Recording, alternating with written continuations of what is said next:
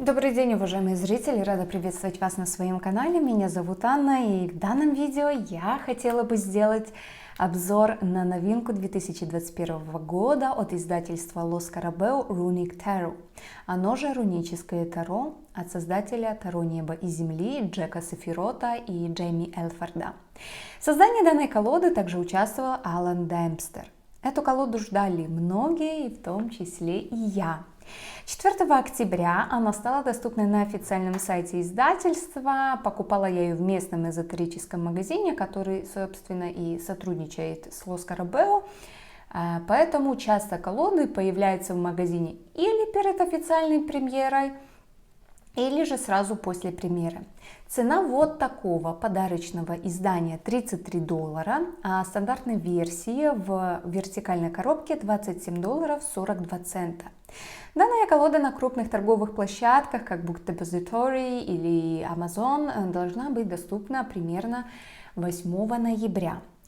Колода поставляется в вот такой красивой презентационной матовой коробке на магнитной застежке и выглядит следующим образом. Кстати, вот если вы видите, все миниатюры, сигил и надписи с названием колоды глянцевые, что, я думаю, очень красиво гармонирует с матовой коробкой с глянцевыми элементами. С обратной стороны у нас описание колоды. Идите в неизвестность, найдите волшебство. Руническое таро Джека Сефирота, невероятного художника и автора Таро Неба и Земли, объединяет две традиции гадания в одну уникальную всеобъемлющую систему. Обе традиции являются фантастическими инструментами для получения информации о вашей жизни.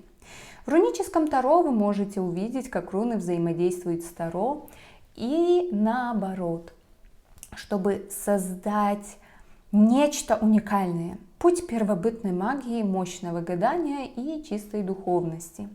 Каждая карта связана как с древним норвежским богом или богиней, так и с руной, символ которой вплетен в иллюстрацию. Джек Сефирот – невероятный художник и автор Таро Неба и Земли. Алан Демпстер – исследователь рун и эксперт по таро. Книга написана Джейми Элфордом. Итак, открывая коробку, первое, что мы видим, это изображение и название всех рун, что, я думаю, будет отличной шпаргалкой для начинающих практиков рунной системы. Дальше мы видим не маленькую белую книжечку, а полноценный 160-страничный мануал в цвете, мелованная бумага и плотная матовая обложка. Итак, книга состоит из содержания, предисловия,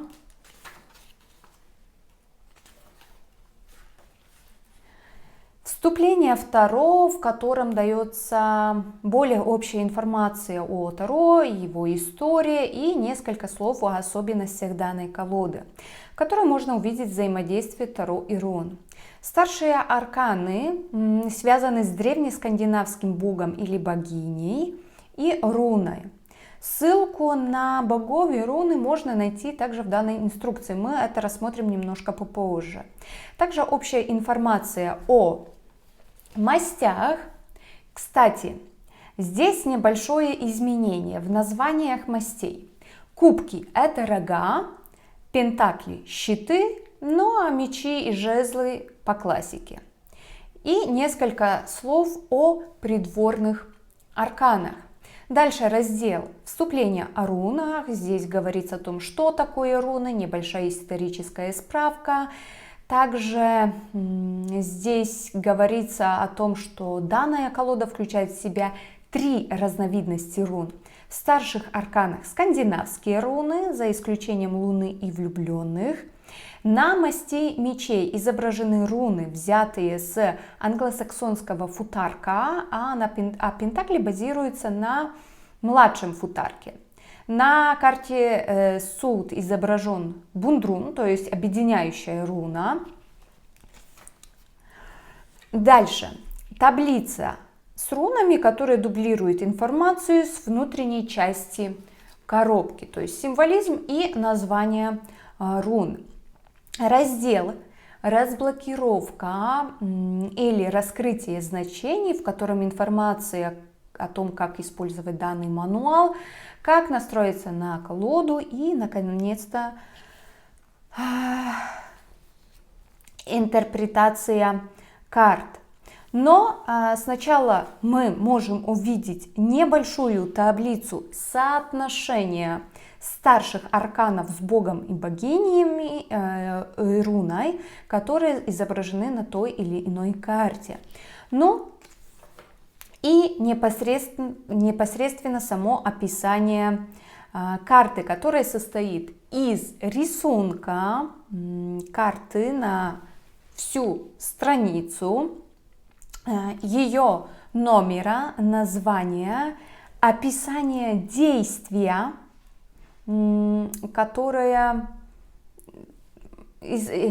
описание действия на карте, в котором описаны все ключевые моменты, на которые мы должны обратить внимание.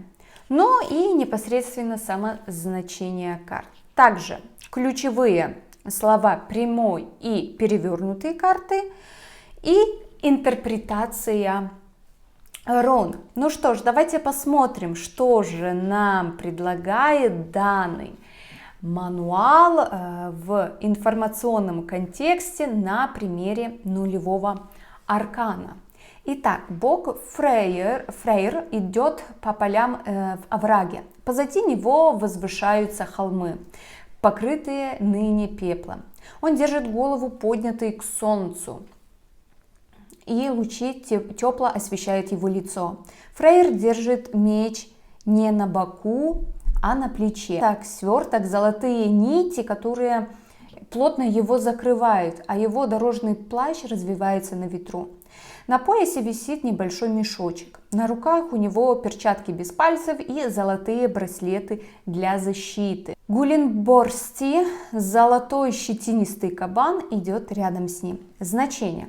Дурак в масти Таро появляется как начало, середина или конец какого-то действия.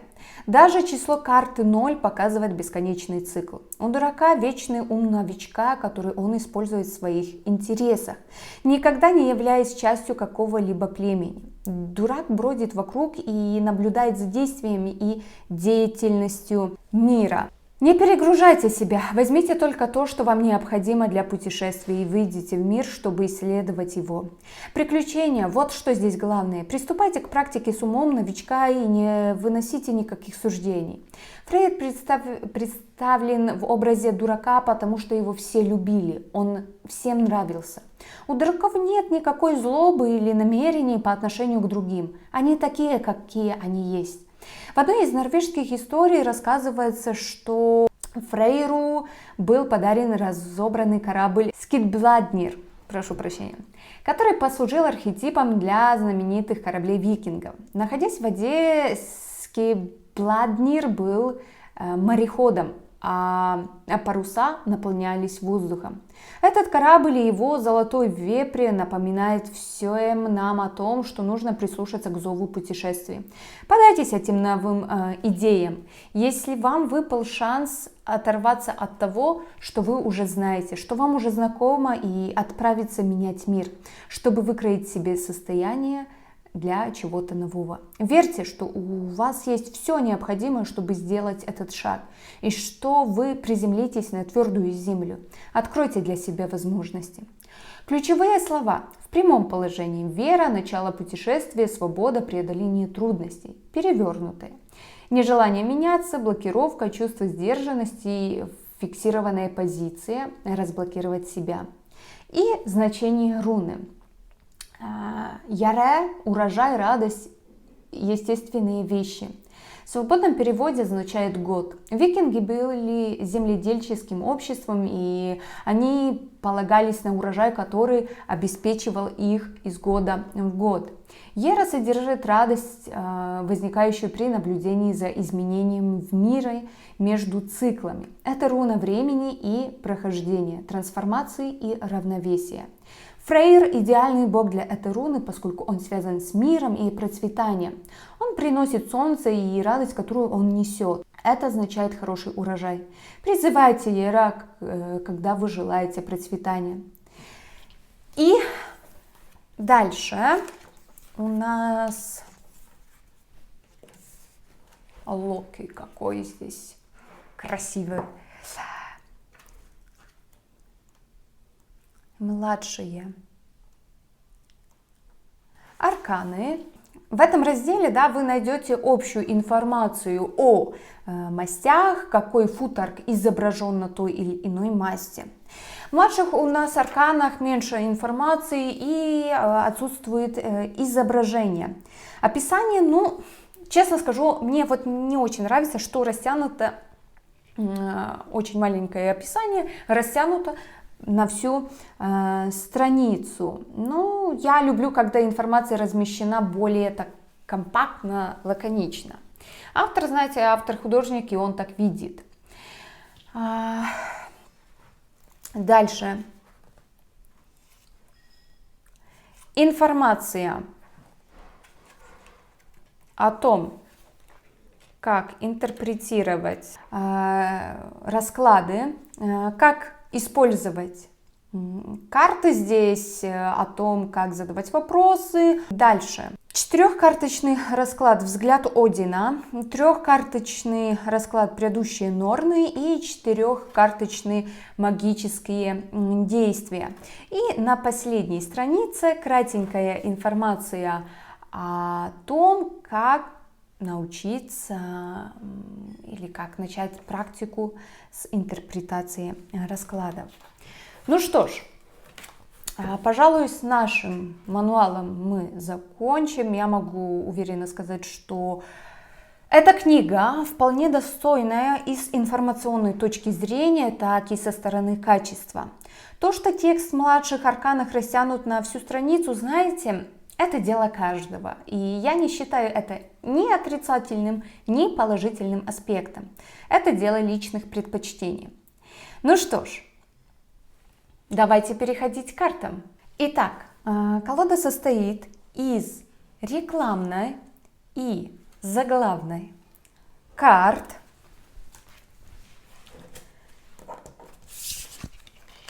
Срез здесь идеален.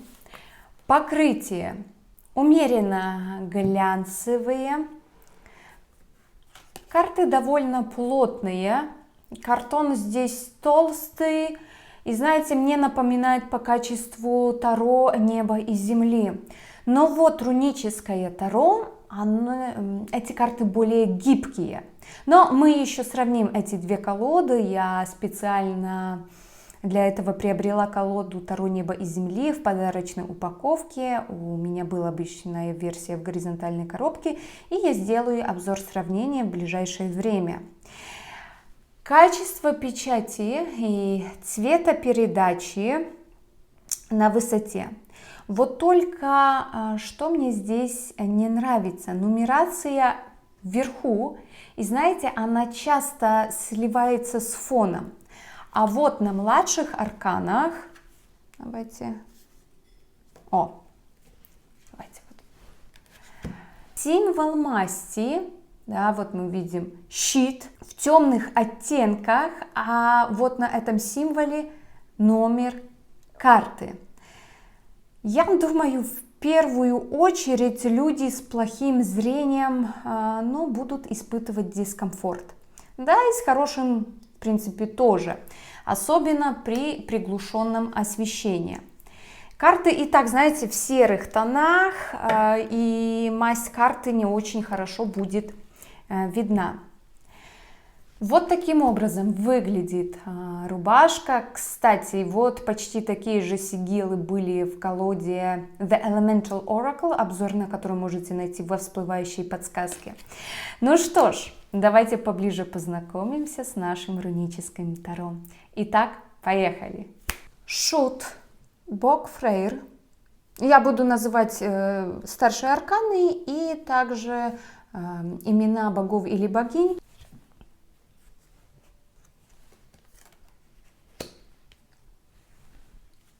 Маг, Хеймдаль,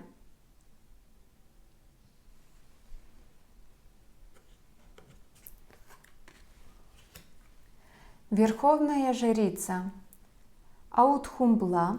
Кстати, еще одно такое маленькое замечание. Здесь говорилось в описании, что вот изображения рун вплетены в само изображение карт. Давайте посмотрим. Смотрите, вот здесь у нас отлично виден символ руны.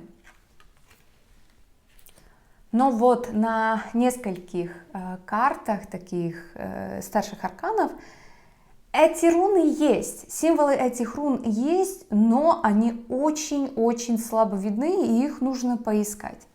Так вот, в данном случае они, вот видите, у нее вплетены волосы и кулон.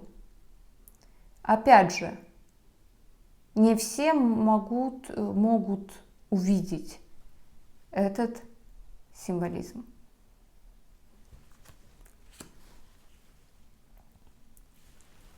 Императрица, Фригг,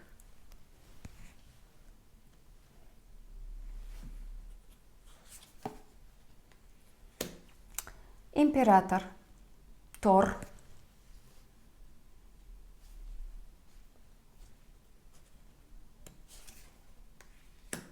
Иерофант, Форсетти,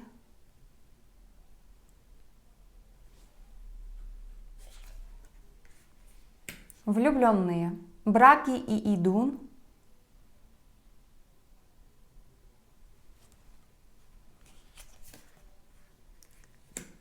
колесница, Фрейя,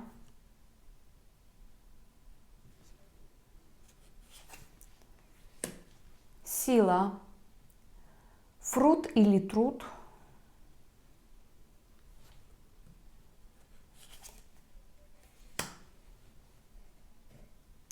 отшельник, Мимур,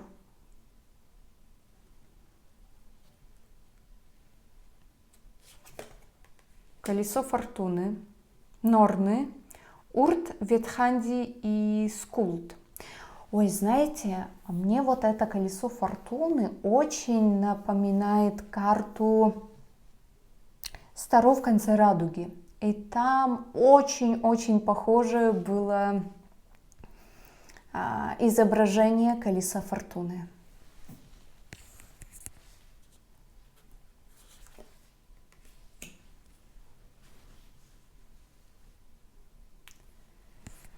Справедливость, Чур или Тир,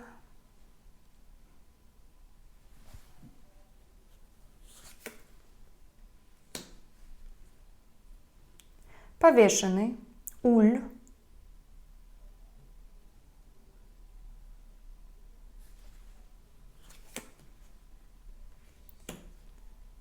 смерть, Один,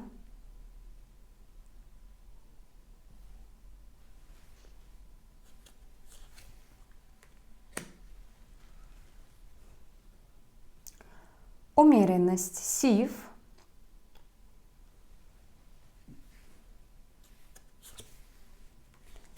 дьявол, Локи,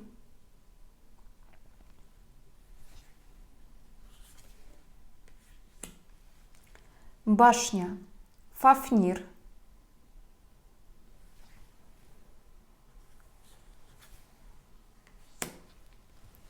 звезда, Эрмунгант и Ньорд,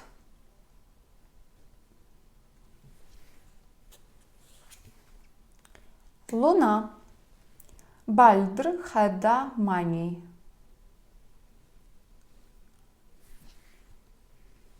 Да, вот мы видим волка, который пытается съесть Луну. Если я не ошибаюсь, ребят, я не очень хорошо знаю скандинавскую мифологию, я больше по грецкой. Я прочитала, что когда наступит Рагнарок, то Луна будет съедена этим волком.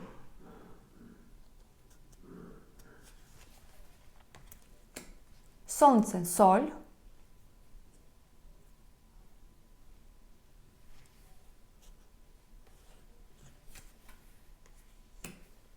Суд – валькирия.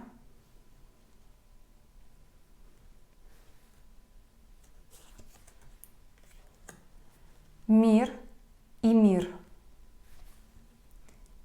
И младшие арканы. Мы будем рассматривать только те карты, которым у меня возникли некоторые вопросы, и я была не уверена, скажем так, немножко в значении этих карт, поэтому все, что я буду рассказывать, это взято с мануала. Потому что если мы будем рассматривать каждую карту, это, знаете, это очень много времени займет. Итак, туз кубков.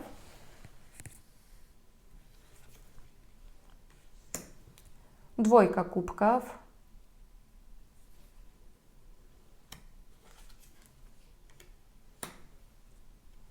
Тройка кубков.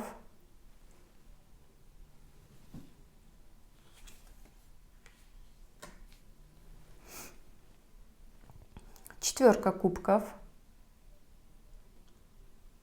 Знаете, несмотря на то, что в некоторых картах изображение есть необычное, да? Вот, например, четверка кубков.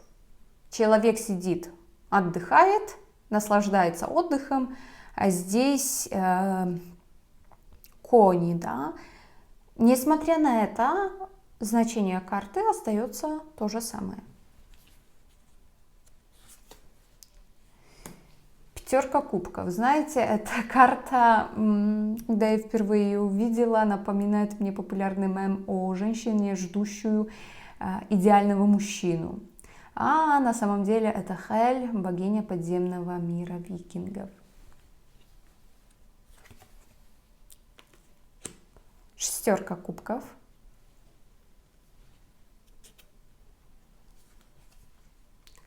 Семерка кубков.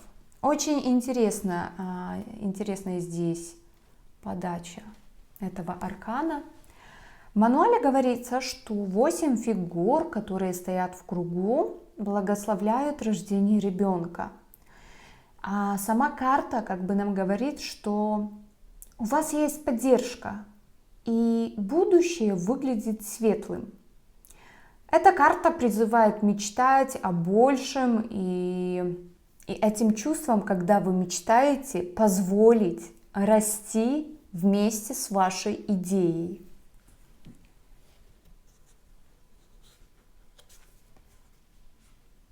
Восьмерка кубков. Здесь акцент делается больше на путешествии и также на поиске чего-то нового. Девятка кубков.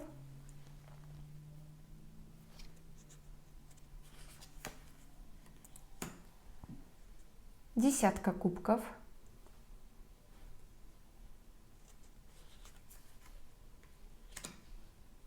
Паж кубков. Да, не забываем, что кубки это у нас рога.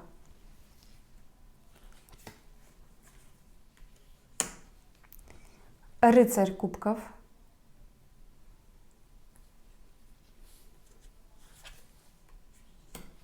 Королева кубков.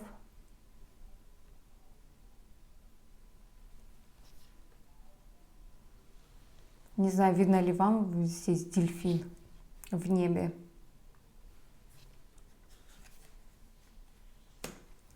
Король кубков.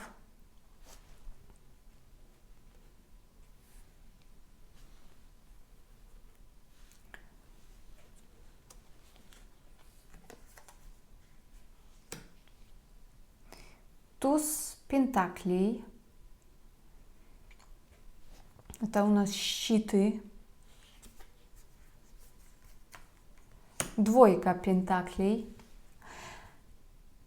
А здесь нам автор предлагает, чтобы вместо того, чтобы жонглировать множеством вещей в воздухе, эта карта просит нас взглянуть на основные проблемы, с которыми мы сталкиваемся, и посмотреть, что мы можем сделать, чтобы снова найти баланс.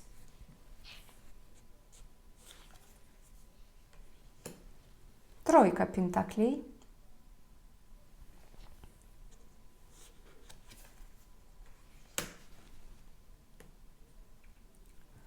Четверка пентаклей.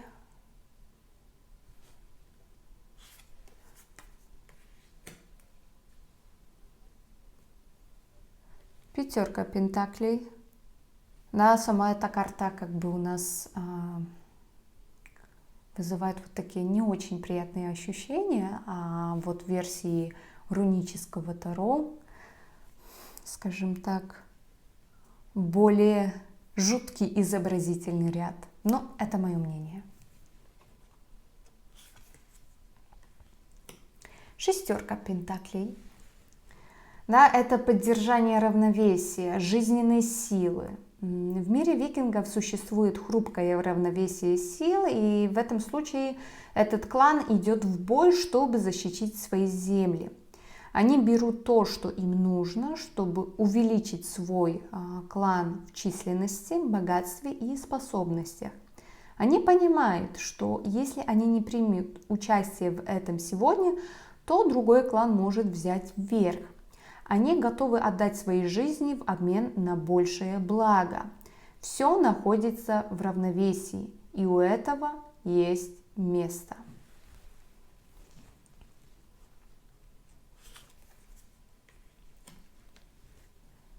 Семерка пентаклей.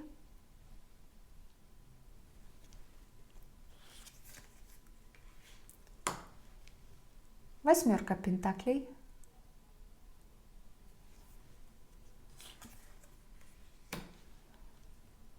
Девятка пентаклей. Какая самодостаточная женщина.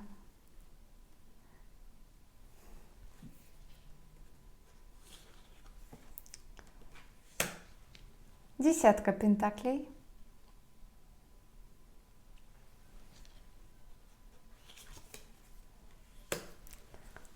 Паж пентаклей.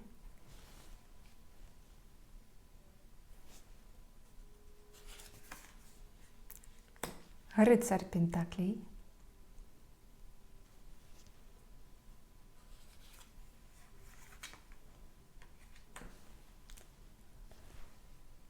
Королева пентаклей.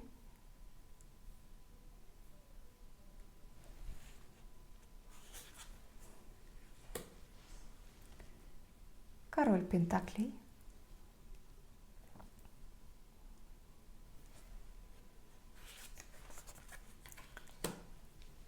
Туз жезлов.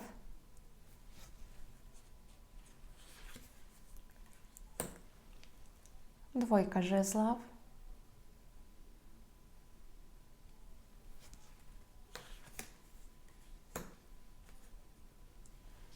Тройка жезлов.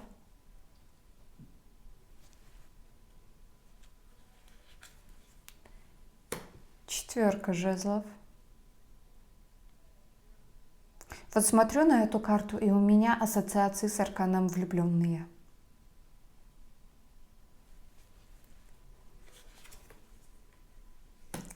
Пятерка жезлов. Да, изображение на этой карте немного жестче, чем в большинстве колодах. Оно действительно отражает то, на что человек идет, чтобы контролировать то, что говорят и делают другие. Если эта карта выпадает в раскладе, то она рекомендует: стойте на своем и не позволяйте другим переубедить вас. Вы знаете себя лучше, чем кто-либо другой.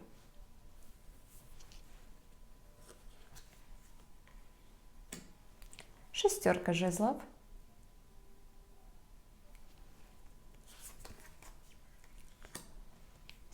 Семерка жезлов.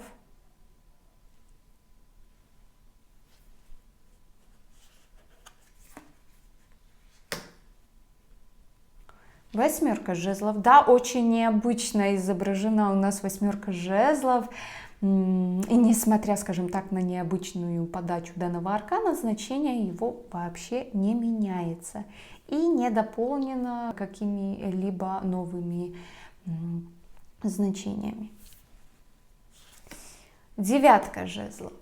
Обычно фигуры на данном аркане выглядят, скажем так, усталыми от сражений. Здесь мы видим, как пожилой викинг размышляет о своей смертности.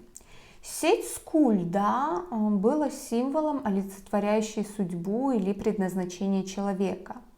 Скульт – одна из 3 норн, которые, как верили викинги, управляли судьбами всех смертных. Кстати, скульт, вот эту норну мы можем увидеть на аркане колесо фортуны. Сеть скульда соединяет прошлое, настоящее и будущее. Возможно, старейшина размышляет о своей собственной жизни и о том, чего он достиг ранее, чтобы достичь этого этапа своей жизни.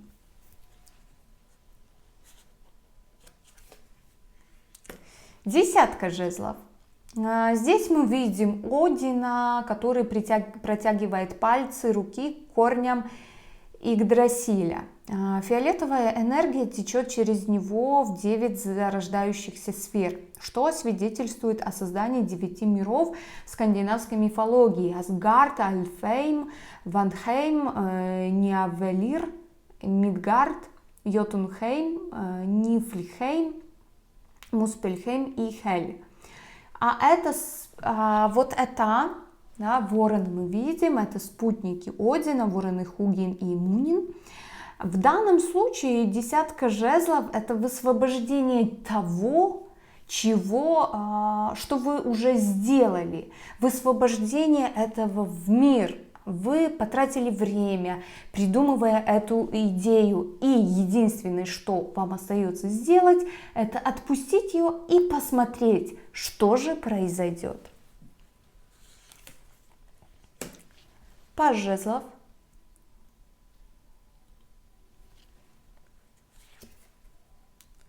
Рыцарь жезлов.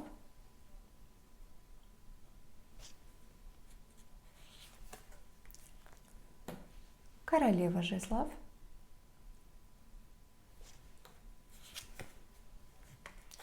Король жезлов. Какой огненный мужчина. И солнечная энергия, да, вот не только огонь, но и солнце мы видим над его головой. Мужская энергия. Туз мечей.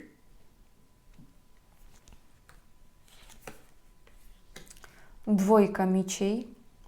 Тоже очень интересно изображена, да, вот мы привыкли видеть попросту девушку, которая где-то сидит, и у нее завязаны глаза. А здесь, посмотрите, как круто передан данный аркан. Тройка мечей, прошу прощения. И опять же, смотрите, да, как я говорила о пятерке жезлов, тройка мечей у нас тоже так вызывает не очень приятные ощущения. Вот смотрите, человек пронизан тремя мечами, и еще вот враг сзади хочет ему срубить голову. Скорее всего, ну, это я так вижу. Очень тоже так мне напоминает немного десятку мечей. Четверка мечей.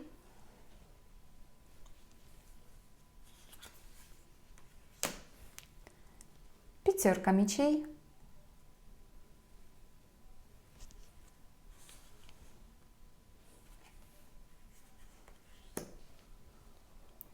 Шестерка мечей.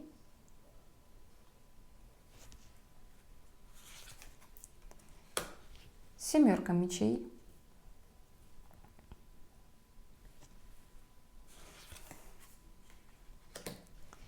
восьмерка мечей,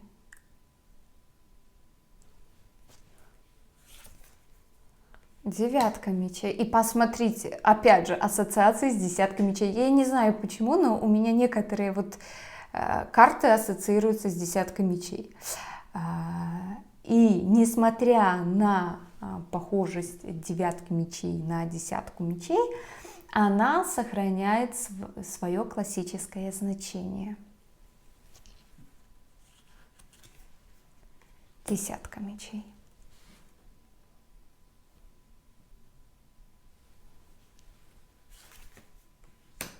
Паж мечей.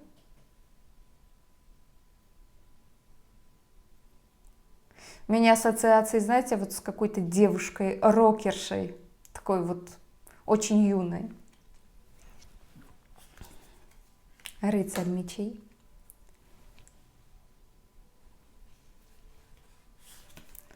Королева мечей.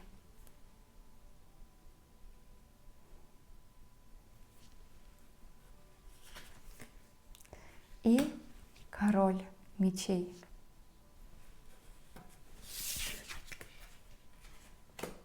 Итак, подводя итоги, могу сказать, что покупка, скажем так, колоды премиум версии от издательства Los Carabeo прошла на двойное ура. Мне также нравится, что упаковки здесь значительно меньше в сравнении с Левелин. Качество карт тоже супер. Мануал, ну, знаете, выше всяких похвал.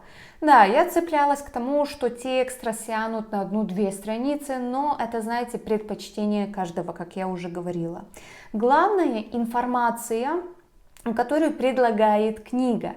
И я думаю, что она обязательна к прочтению, потому что классическое значение одно, а суть карты может быть совершенно другое. Или же наоборот, визуальный ряд нам говорит об одном, но значение классическое. Если вы не знаете, что выбрать, Таро неба и земли или руническое Таро, особенно если у вас ограничен бюджет, пожалуйста, дождитесь в ближайшее время, я сделаю обзор сравнения на эти две колоды, и я надеюсь, что эта информация будет для вас полезной. Напишите в комментариях, откликнулась ли вам эта колода, оправдала ли ваши ожидания с визуальной точки зрения. А я благодарю вас за просмотр. До новых встреч. Пока-пока.